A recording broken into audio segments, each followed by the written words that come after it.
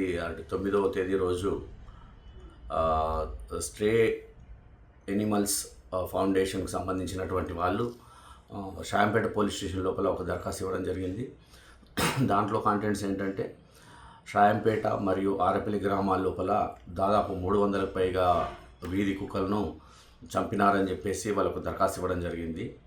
ఇది చట్ట ప్రకారము క్రుయాలిటీ అగెనిస్ట్ ఎనిమల్స్ దాని కింద చట్టరీత్యా నేరం అవుతుంది కాబట్టి ఆ చట్ట ప్రకారం మేము కేసులు రిజిస్టర్ చేయడం జరిగింది. దానిలో భాగంగా ఇన్వెస్టిగేషన్లో భాగంగా మేము ప్రొసీడ్ అవుతున్న క్రమం లోపల ఈ 2 గ్రామాలకు సంబంధించినటువంటి శునకాలని అంటే డాగ్స్ని వీళ్ళు చంపేసి ఊరి చివరిలో ఉన్నటువంటి ఒక చెరువు దగ్గర పాతి పెట్టడం జరిగింది. దానిలో భాగంగా మేము వాటన్నింటిని కూడా ఎగ్జూమ్ చేయడం జరిగింది. ఎగ్జూమ్ చేసి అంటే వెలికి తీసి వెటర్నరీ డాక్టర్స్తోని మేము శవ పరీక్షలు చేయించి వాటి యొక్క బాడీస్ని పోస్ట్మార్టం చేయించడం జరిగింది. వాటి యొక్క శాంపుల్స్ విసరాంతా కూడా ప్రిజర్వ్ చేసి మేము ఎఫ్ఎస్ఎల్కి పంపించడం జరిగింది. దాటి యొక్క మరణ కారణాలు ఏ విధంగా చనిపోయిందని తెలుసుకోవడానికి మేము ఎఫ్ఎస్ఎల్ కూడా పంపించడం జరిగింది. ఈ విచారణలో తెలిసినటువంటి విషయాలు ఏంటంటే ఈ మధ్యకాలంలో జరిగినటువంటి సర్పంచ్ ఎలక్షన్స్లో భాగంగా ప్రజల యొక్క డిమాండ్ ఏంటంటే వీధి కుక్కలు కానీ కోతుల యొక్క బెడద ఎక్కువగా ఉంది కాబట్టి ఆ సమస్య తీర్చినటువంటి వాళ్ళకు ఓట్లు ఇస్తామనేటువంటి ఒక డిమాండ్ పబ్లిక్ నుంచి ఉండింది. దానిలో భాగంగా చాలా చోట్లలో కూడా అభ్యర్థులు దాన్ని కమిట్ అయినారు.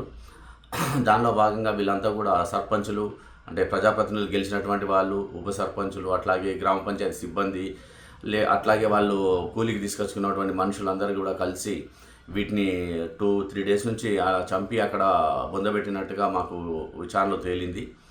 మేము దీనిలో భాగంగా మేము వాటిని వెలికి తీసినప్పుడు షాంపేట గ్రామం లోపల దాదాపు అందాజా 100 వరకు బాడీస్ అందులో ఉన్నవి బొంద లోపల.